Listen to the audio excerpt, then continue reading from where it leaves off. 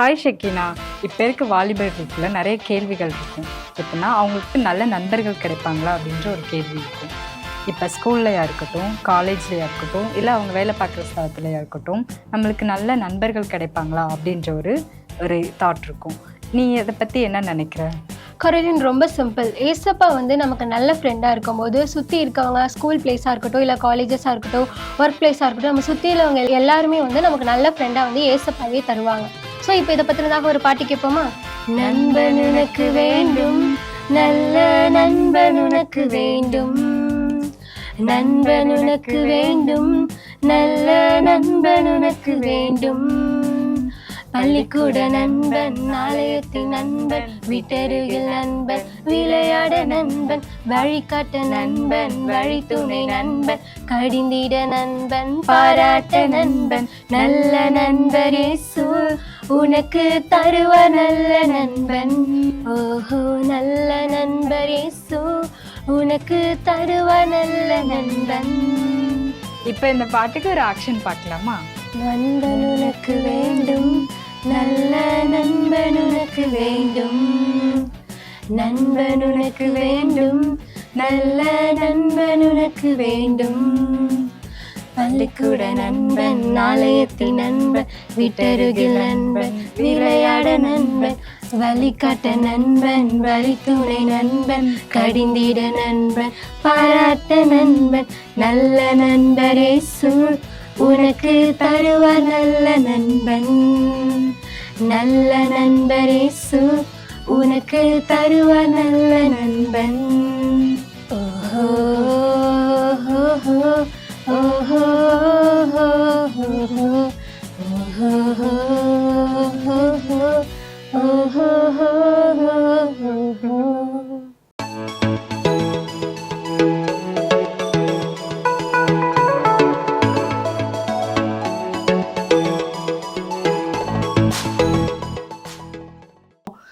மிகவும் நமக்கு பிரியமான பிடித்தமான யாராவது ஒருத்தர் நம்மக்கிட்ட இதை செய்கிறியான்னு சொல்லி கேட்கும் பொழுது அதோடைய பின் விளைவுகளை யோசிக்காமல் நம்ம அதில் தலைப்பற்றுவோம். அதை செய்கிறதுக்கு நம்ம முன் வந்துடுவோம். அப்படி நம்ம செய்யும் பொழுது அதனுடைய பலன் ரொம்ப நெகட்டிவாக முடியும் பொழுது நம்ம ரொம்ப அந்த ரிலேஷன்ஷிப் ஸ்பாயில் ஆகிற அளவுக்கு வருத்தப்படுற மாதிரி ஆகிடும். அதனால் ஆண்டவர் நமக்கு கொடுத்த ஃப்ரீ வில் அப்படின்னு சொல்கிற நம்மை நாமே ஆராய்ந்து முடிவெடுக்க வேண்டிய அந்த சாய்ஸை யூஸ் பண்ணி ரைட் சாய்ஸை நீ செலக்ட் பண்ண கற்றுக்கோ. எஸ்பெஷலி நீங்கள் ஃப்ரெண்ட்ஷிப்னு வரும்போது உங்களோட ஃப்ரெண்ட்ஸ் என்ன காரியங்களெல்லாம் உங்கள்கிட்ட செய்கிறதுக்கு உங்கள்கிட்ட சொல்கிறாங்களோ அதில் எது நல்லது கெட்டதுன்னு சொல்லி ஒரு நிமிஷம் நீ யோசிச்சுட்டு செயல்பட்டினா நிச்சயமாக நிறைய காரியங்களை அவாய்ட் பண்ணிடலாம். உன்னுடைய டார்கெட்டை பாசிட்டிவாக நீ அச்சீவ் பண்ணிடலாம். May God bless you.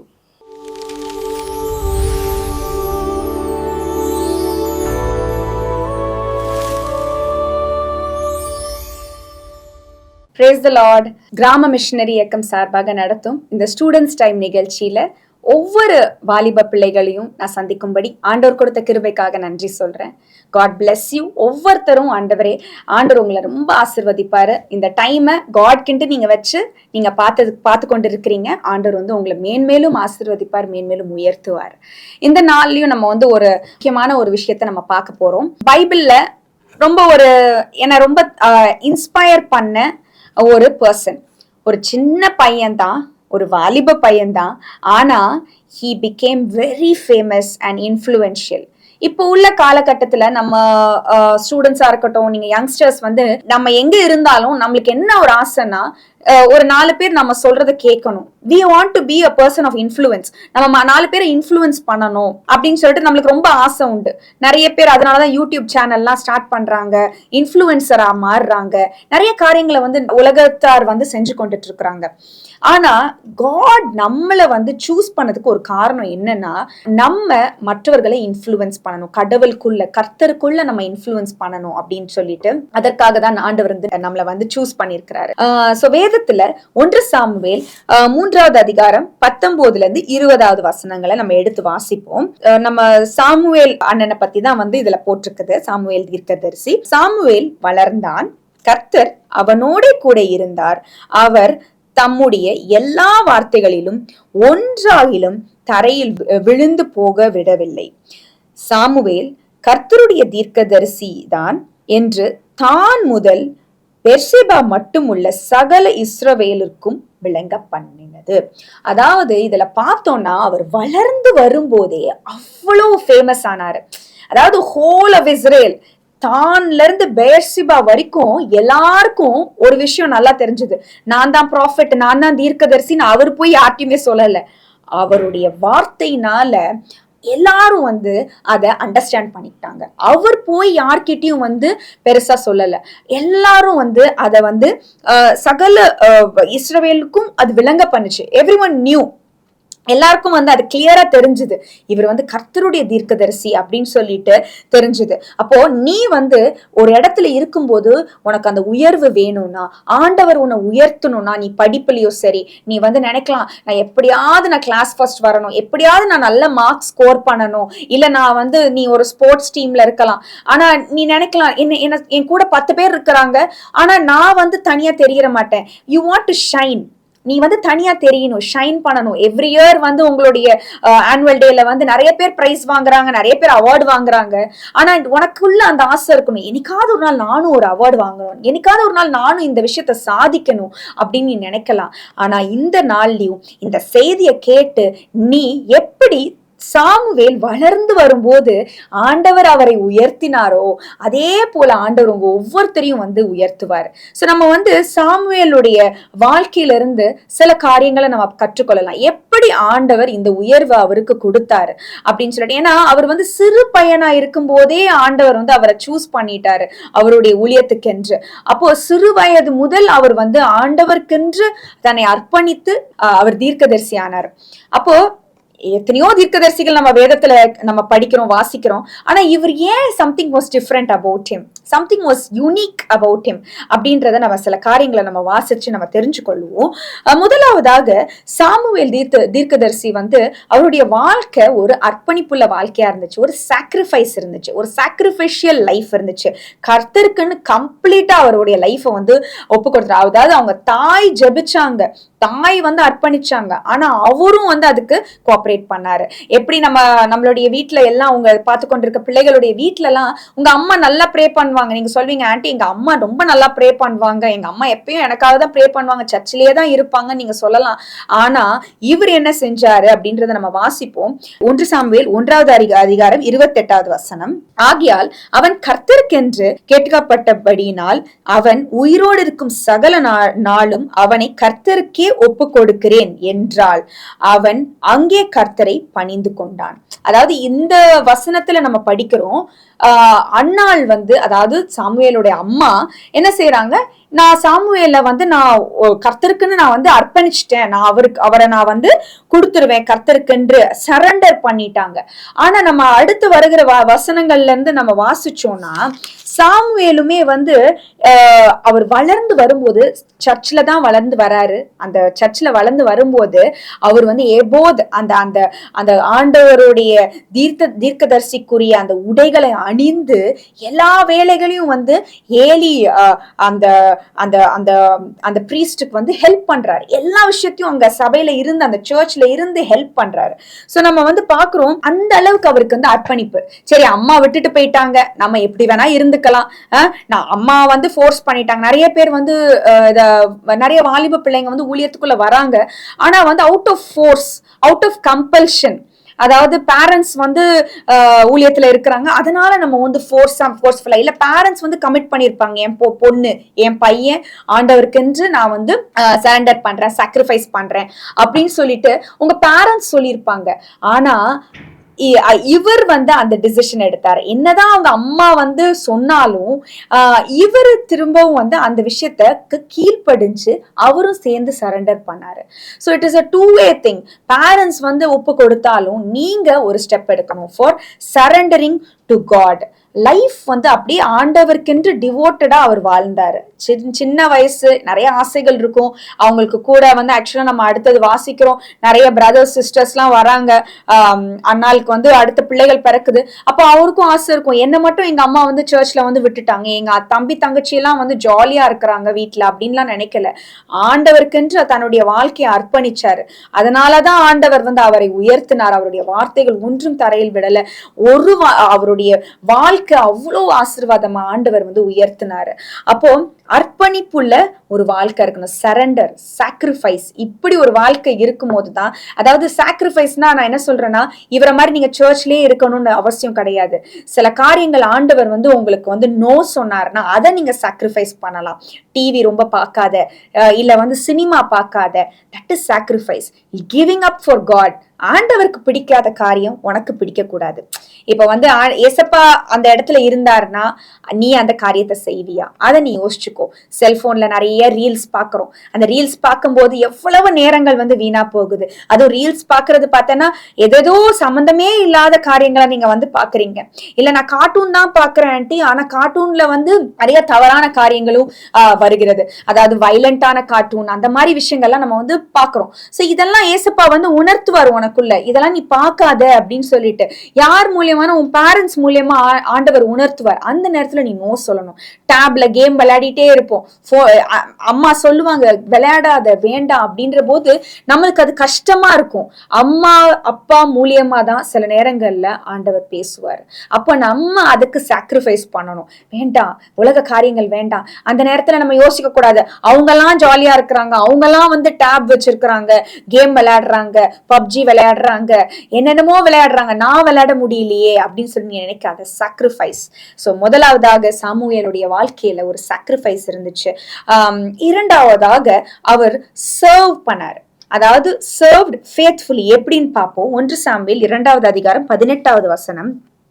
Samuel என்னும் பிள்ளையாண்டால் சணநூல் எபோதை தரித்தவனாய் கர்த்தருக்கு முன்பாக பணிவிடை செய்தான்.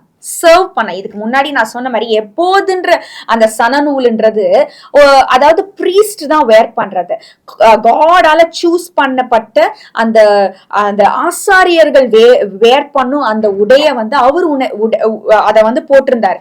எப்படி அந்த அளவுக்கு அவருக்கு வந்து அந்த ஒரு டெடிகேஷன் இருந்துச்சு. அதை போட்டுட்டு என்ன செய்யறாரு, கர்த்தருக்கு முன்பு, அதாவது சாமுவேல் என்னும் பிள்ளையாண்டான் சின்ன பையன் தான். இதை பார்த்து கொண்டு இருக்கிற நீங்க குட்டீஸ், உங்களை மாதிரிதான் இருந்தாரு சாமுவேல் தீர்க்கதரிசி. ஆனா அந்த நேரத்திலயும் அந்த ஒரு சீரியஸ்னஸ், காடோடைய டெம்பிள்ல இருக்கிறோம், தேவனுடைய சந்நிதியில இருக்கும், அந்த ஒரு ஆ அண்ட் ரெவரன்ஸ், பய பக்தியோட அதற்குரிய உடைகளை உடுத்தி கொண்டாரு. அப்ப நம்ம வந்து சர்ச்சுக்கு போறோம், என்ன வேணா போட்டுக்கலாம், மத்தவங்க எல்லாம் என்ன ட்ரெஸ் போடுறாங்க நம்மளும் எப்படி வேணா போலாம் அப்படின்னு நினைக்க கூடாது. அந்தந்த இடங்களுக்கு அந்தந்த உடைகள், தகுந்த உடைகளா நம்ம வந்து போடணும். சபைக்கு போகும்போது என்னென்ன உடைகள் கரெக்டா போடணுமோ அதற்கேற்பா போல நம்ம வந்து போடணும். நம்ம வந்து பேரண்ட்ஸ் கிட்ட ஆர்கியூ பண்ணக்கூடாது. என் ஃப்ரெண்ட்ஸ் எல்லாம் இந்த மாதிரி ட்ரெஸ் பண்றாங்க, நான் அப்படி போடணும். ஆண்டவரால தெரிந்து கொள்ளப்பட்ட ஆசாரியர் நீங்க. You are chosen royal priesthood. அப்ப நீங்க அதற் போல இருக்கணும். அப்ப அவர் என்ன செஞ்சார், பணிவிடை செய்தார், சர்வ் பண்ணாரு. சர்ச்ல நீங்க சர்ச்லயோ இல்ல உங்க வீடுகள்ல இருந்து ஆரம்பிங்க, சர்ச் வரைக்கும் போகாதீங்க. வீட்டுல அம்மா அப்பாவுக்கு ஹெல்ப் பண்ணுங்க. பெண் பிள்ளைகள் எல்லா வேலைகளையும் கற்றுக்கொள்ளுங்க. வீட்டுல என்னென்ன வேலைகள் அம்மா செய்யறாங்களோ அதை சிறு வயது முதல் நீங்க வந்து கற்றுக்கொள்ளுங்க. பணிவிடை, சமைக்க கத்துக்கோங்க, பாத்திரம் கழுவ கத்துக்கோங்க, இல்ல வந்து வீடை கூட்ட கத்துக்கோங்க. ஆண் பிள்ளைகளும் அதே ஈக்குவலா தங்களுடைய துணிகளை மடிச்சு வைக்கிறதுக்கு எல்லா காரியங்களையும் நீங்க வந்து கத்துக்கிறதுக்கு அந்த பணிவிடைகளுக்கு serve. we are called to serve. அதனாலதான் சர்வெண்ட்ஸ் அப்படின்ற போது சர்வ் பண்ணணும். நம்ம ஜீசஸ் வந்து இங்க இந்த உலகத்துக்கு வந்ததே சர்வ் பண்றதுக்கு தான், மற்றவர்களுக்கு. நீ வந்து நான் எஜமான் அப்படின்லாம் நினைக்க கூடாது. நம்ம அந்த பணிவு இருக்கணும், பணிவிடை செய்யணும். எப்படி வந்து சாமுவேல், அதனாலதான் அவர் ஆண்டவர் உயர்த்தினாரு. மூன்றாவதாக பார்க்கிறோம் சாமுவேல் உடைய வாழ்க்கையில அவர் வந்து ஹி ஸ்டாண்ட் அவுட். அதாவது ஸ்டாண்ட் அவுட்னா தனியா நிக்கிறது. ஒரு 10 பேர் இருந்தாங்கன்னா அதுல நீ தனியா நிக்கணும். ஆண்டவருடைய பிள்ளை தனியா எப்பவுமே நிக்கணும். உலகத்தோட ஒட்டி போக கூடாது, உலகத்தோட ஒத்த வேஷம் போடக்கூடாது. ஆண்டவருடைய பிள்ளைகள் எப்பொழுதும் வந்து தனியா வந்து நம்ம இருக்கணும். டிஃப்ரெண்டான வாழ்க்கை வந்து வாழணும். நம்ம எப்படி நம்ம வந்து இதை பார்க்கலாம்னா, அதாவது நம்ம ஏலிக்கு வந்து 2 குமாரர்கள் இருந்தார்கள். அவர்களும் வந்து அந்த ஆலயத்துலதான் வளர்றாங்க. இந்த பக்கம் நம்ம சாமுவேலும் வந்து ஆலயத்துலதான் வளர்றாரு. இந்த பக்கம் நம்ம பாக்குறோம் ஏலியுடைய மகன்கள் 2 பேரும், ஹோப்பினி பினேஹாஸ் 2 பேருமே வந்து ஆலயத்துலதான் வளர்றாங்க. இதுல நீ என்ன ஒரு இது பார்த்தேன்னா, சாமுவேலுக்கு அம்மா கூட இல்லை. அம்மா வருஷத்துக்கு ஒரு தடவை தான் வந்து பார்க்க வருவாங்க. ஒரு ஹாஸ்டல்ல வந்து விட்டு மாதிரி வருஷத்துக்கு ஒரு தடவை வந்து பார்ப்பாங்க. அவனுக்குரிய திங்ஸ் எல்லாம் வந்து கொடுத்துட்டு நல்லா இருக்கலப்பா ஓகே அப்படின்னு சொல்லிட்டு பாய் சொல்லிட்டு போயிடுவாங்க. இந்த பக்கம் பாத்தீங்கன்னா ஏலியுடைய சொந்த மகன்கள் 2 பேரும் அவங்க அப்பாவும் ஆலயத்துலதான் இருக்கிறாங்க. ஒரு சிம்பிளா சொல்ல போனா பாஸ்ட் பிள்ளைங்க மாதிரி அவங்க அவ்வளவு ஒரு முக்கியமான ஒரு பொசிஷன் அவங்களுக்கு இருக்கு. ஆனா அவங்க எவ்வளவு வந்து பாவத்துக்குள்ள அவங்க இருந்தாங்க. அப்ப வந்து நம்ம இதுல எந்த வசனத்துல நம்ம பார்க்கலாம்னா 2வது அதிகாரத்துல 12, 17, 18 இந்த 3 வசனங்கள்லயும் நம்ம பார்க்கிறோம். ஏலியின் குமாரர் பேலியானின் மக்களாய் இருந்தார்கள். அவர்கள் கர்த்தரை அறியவில்லை. ஆலயத்துக்குள்ளதான் இருக்காங்க, ஆனா கர்த்தரை அறியவில்லை. நீ கிறிஸ்டியனா இருக்கலாம், ஆனா கிரைஸ்ட தெரியலனா நீ வேஸ்ட். அப்போ ஜீசஸ தெரியாம நீ கிறிஸ்டியனா இருந்து ஜான், பீட்டர் அப்படின்னு சொல்லிட்டு பேர் வச்சு நம்ம யூஸே கிடையாது. மேரி அப்படின்னு சொல்லிட்டு நீ என்ன பேர்னாலும் கிறிஸ்டியன் பேரு, நான் சண்டே சர்ச்சுக்கு போறேன் ஆண்டி, பத்தாது.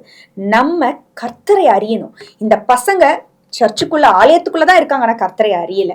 ஆனா இவரு அந்த அந்த ஆலயத்துக்குள்ளதான் இருக்கிறாரு, ஆனா ஆண்டவருக்கு பணிவிடை செய்யறாரு. He was very different. அப்ப நம்ம பாக்குறோம் அடுத்த அதிகாரத்துல நீங்க அந்த வசனங்கள்ல வாசிச்சீங்கன்னா, ஏலியோனோட மகன்கள் வந்து என்னெல்லாம் செய்யக்கூடாதோ அவ்வளோ பாவங்கள் செய்வாங்க.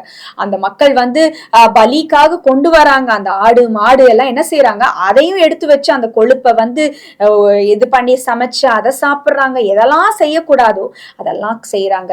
ஆண்டவருக்கு அருவருக்கிற காரியங்கள், ஆண்டவருக்கு பிரியமில்லாத காரியங்களை இந்த ஏலியின் மகன்கள் செய்யறாங்க. அவங்க மிஸ்யூஸ் பண்றாங்க அவங்களுடைய அந்த இடத்தை.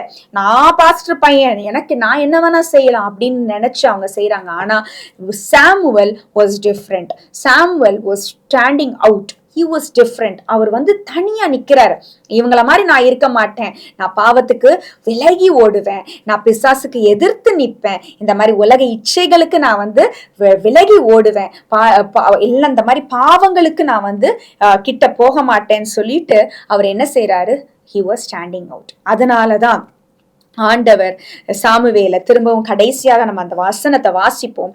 1 சாமுவேல் 3வது அதிகாரம் 19, 20வது வசனங்கள்.